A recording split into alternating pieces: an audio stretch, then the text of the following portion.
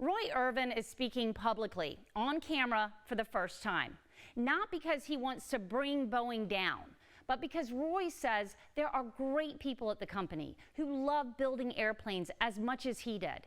People who want to see Boeing succeed. Roy says that can only happen if safety comes first. Roy worked alongside another whistleblower, John Barnett, who died after coming forward to voice major concerns about quality and safety.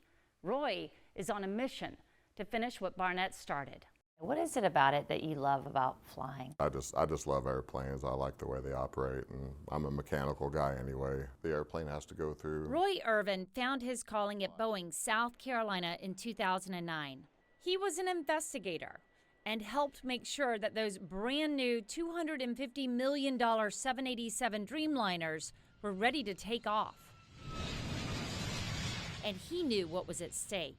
Not only are there 300 people on some of those airplanes, but each one of those people have loved ones at home, mothers, fathers, children, that anything would affect. To protect those families, he filed ethics complaints. I've been a whistleblower my entire time at Boeing. It just didn't really get any ears until recently. Roy says there was too much focus on the bottom line, not safety. When you would see a problem, what happened? When I would see a problem and then we would try to pursue corrective action, at times my quality leadership would discourage us and would tell us not to write or pursue corrective actions. What did you think when that happened? I pushed back almost every time. I was told directly by a senior quality leader not to pursue a corrective action after I'd already agreed to do one. So you knew you were right? I knew I was right, yeah.